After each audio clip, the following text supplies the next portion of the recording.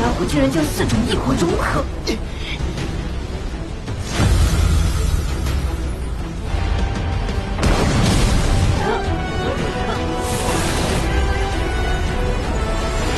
去吧，毁灭火莲！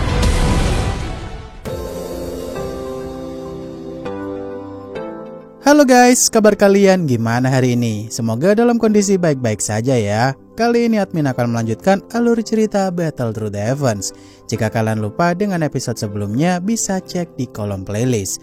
Atau silahkan klik aja link alternatifnya yang telah admin sediakan di bagian atas kanan layar. Baiklah, tanpa berlama-lama lagi di opening, inilah alur cerita kelanjutannya.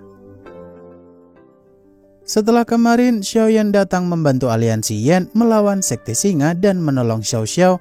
Di momen ini, Xiaoyan pun nyuruh semua pasukan Dozunnya di sana untuk menghancurkan seluruh armada kapal ruang milik Sekte Singa. Setelah itu, Xiaoyan pun dikejutkan dengan kemunculan Xiao Chai alias Piton 7 warna, evolusi Medusa dulu ternyata keluar dari dahinya Xiao Xiao.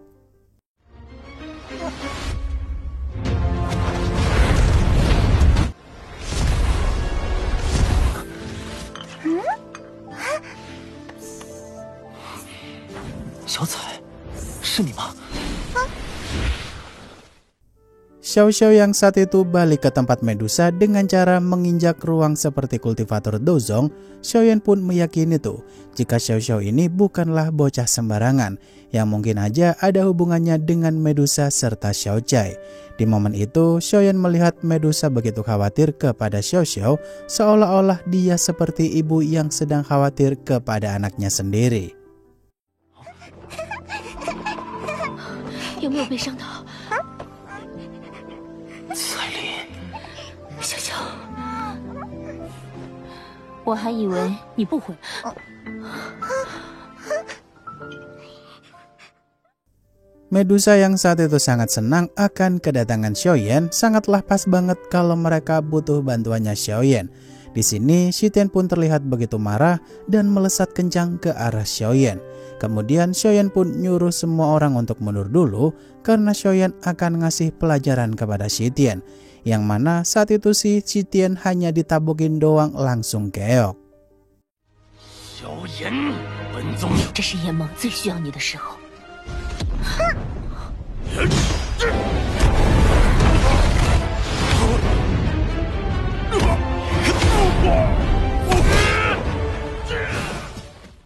Setelah Xiaoyan mengalahkan Shitian, dia pun nyuruh Tianzun ke-9 untuk keluar aja tuh daripada ngendok mulu di kapal induknya Shitian.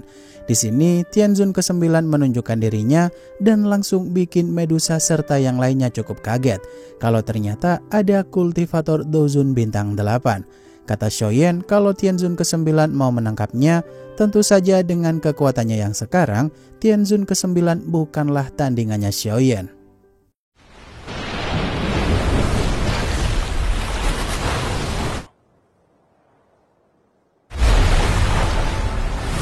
你还不够格。今日便将你弃也罢。 Tianzun ke-9 yang saat itu marah-marah karena di roasting mulu oleh Xiaoyan, dia pun mulai melancarkan serangan duluan.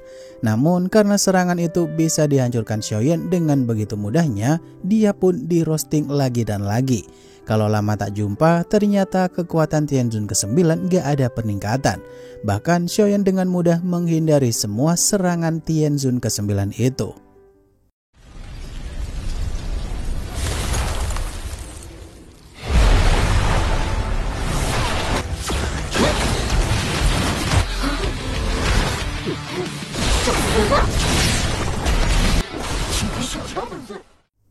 Tianzun ke-9 yang saat itu memutuskan untuk melawan Xiaoyan dari jarak dekat, ternyata Xiaoyan masih bisa mengimbangi pertarungan tangan kosong tersebut tanpa kelelahan sama sekali. Di sini Xiaoyan yang manas-manasin Tianzun ke-9 lagi kalau dia tak sekuat dulu, tentu saja Tianzun ke-9 pun makin marah dan mulai lebih serius lagi karena ini menyangkut harga dirinya.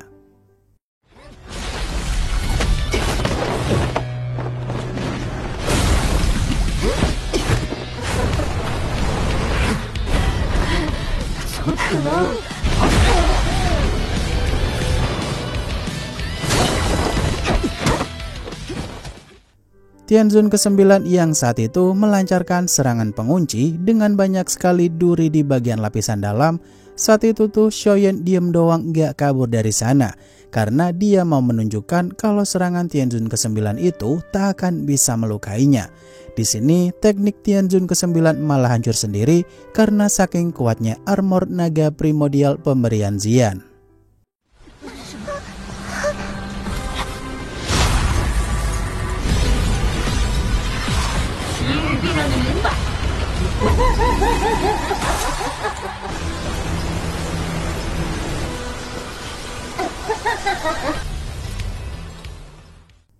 Tianzun ke-9 yang saat itu kebingungan kenapa Xiaoyan punya armor naga primordial padahal manusia dan binatang buas tuh selalu bermusuhan.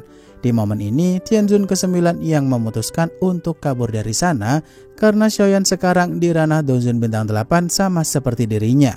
Namun Xiaoyan pun tak melepaskan Tianzun ke-9 gitu aja, yang mana Xiaoyan akan menghisap Tianzun ke-9 dengan teknik tapak penciptaan langit. 血火龙族的力量，这还有什么把戏？亮出来吧！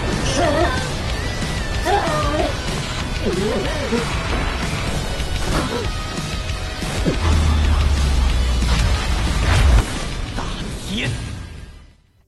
Tianzun ke-9 yang saat itu kaget banget karena dia sulit untuk bisa menghindari teknik tapak penciptaannya Xiaoyan. Di sini Tianzun ke-9 tuh tak tanggung-tanggung mutus lengannya pula yang udah terhisap masuk ke dalam tekniknya Xiaoyan itu. Karena tak mau mati sia-sia, Tianzun ke-9 pun manggil Tianzun ke-4 agar membantunya. Di mana saat itu seketika langit pun berubah menjadi warna merah darah.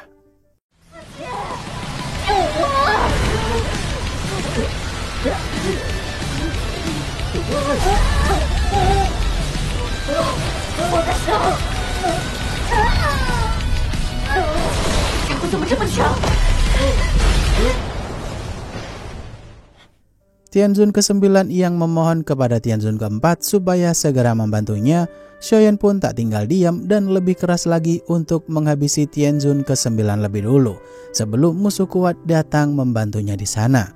Kemudian muncullah naga darah milik Tianzun ke-4 dari atas langit, yang mana naga darah itu melesat kencang ke arah Xiaoyan dengan kecepatan tinggi. 那就先废了你！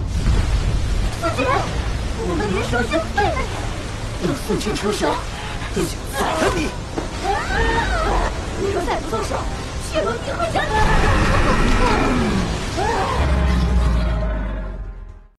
Xiaoyan yang saat itu dibuat kaget kalau naga darah tersebut mengarah kepadanya tapi ikut menyerang Tianzun ke-9 juga.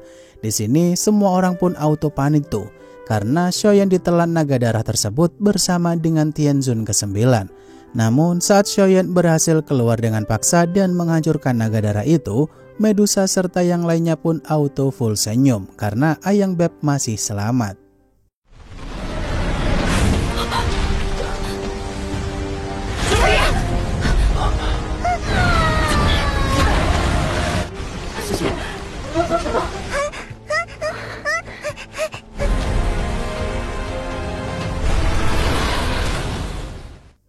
Xiaoyan yang saat itu nyuruh Tianzun ke-4 untuk menunjukkan diri aja karena dia dari tadi tuh lihat doang di atas langit. Di sini Tianzun ke-4 pun mulai turun untuk menyapa Xiaoyan. Di waktu bersamaan ada salah satu rekan dozunnya Xiaoyan menceritakan asal-usul Tianzun ke-4 tuh. Kalau dulu dia adalah kultivator dozun bintang 9 bernama Xuehe. Tapi karena kabarnya dia menghilang setelah menerobos ranah, ternyata dia malah gabung klan jiwa. 这气息，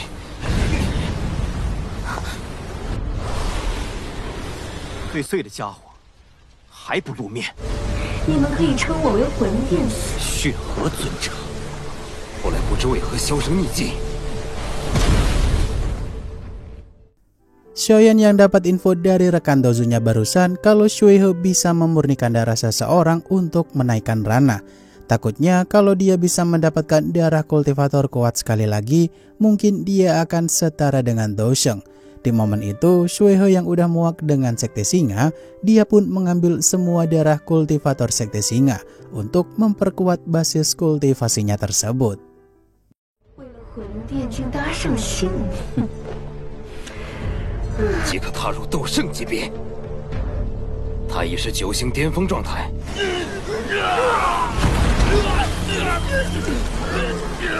真是一群废物，只有绝美的鲜血。 Shuehe yang saat itu berpesta darah segar milik para kultivator Sekte Singa dan akan memanfaatkannya nanti kalau udah balik menuju klan jiwa.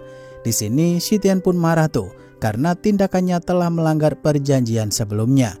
Kemudian Shuehe yang menghisap darah milik Shitian tanpa susah payah pun, hal itu pun membuat Xiaoyan khawatir kepada orang-orang di aliansi Yan sana.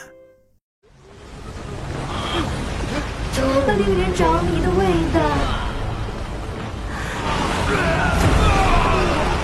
连自己人都不放过。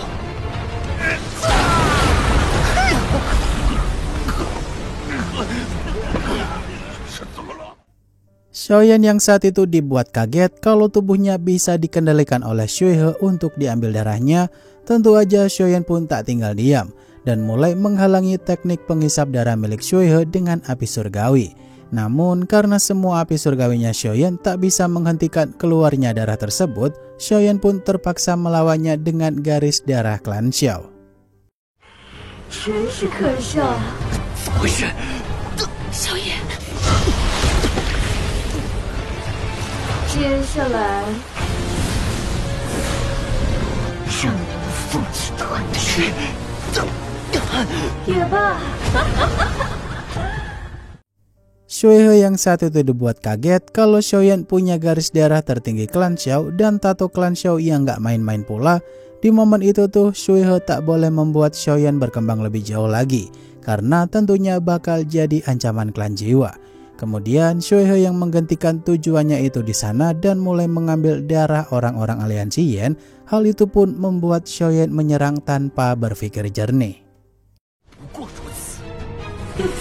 斩草除根，没想到我有小家之福。一言说完了吗？给我住手！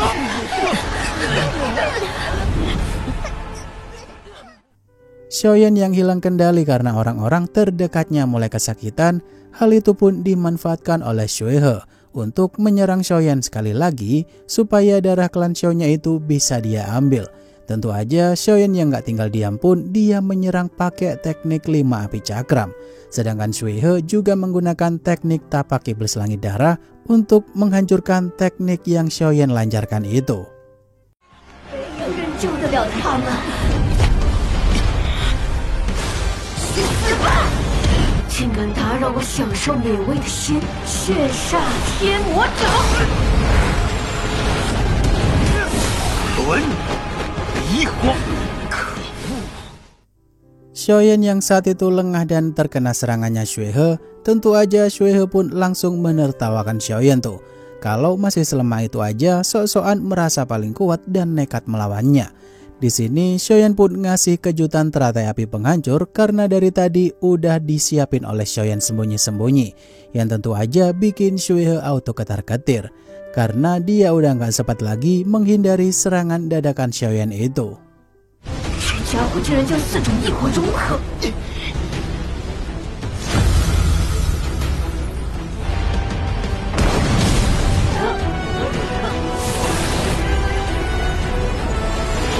去吧，毁灭火莲！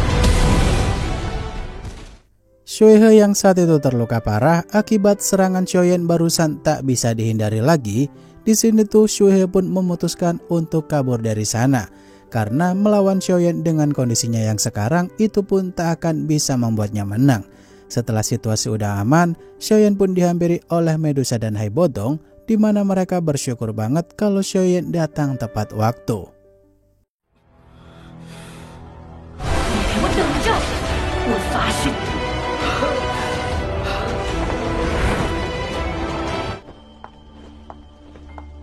不然眼眸就栽在失明宗。Xiaoding yang saat itu melapor kepada Xiaoyan kalau ada beberapa anak buah Shitian yang selamat memohon ampun. Tentu saja Xiaoyan akan mengampuni mereka kalau benar-benar tulus, tapi kalau ketahuan bohong akan dihabisi Xiaoyan tanpa ampun. Kemudian Xiaoyan pun berterima kasih kepada semua orang yang telah melindungi aliansi Yan selama dia pergi ke dataran tengah. 杀无赦，心怀不轨者，诚心投降者，残余的失明宗势力已经尽数投降，大家都是联盟的一份子。萧炎感激不尽。多谢，这些年，谢谢小公主。 Wah, episode kali ini enak banget ya guys endingnya. Nggak gantung seperti biasanya. Untuk lanjutannya sabar ya, karena filmnya tuh rilis minggu depan.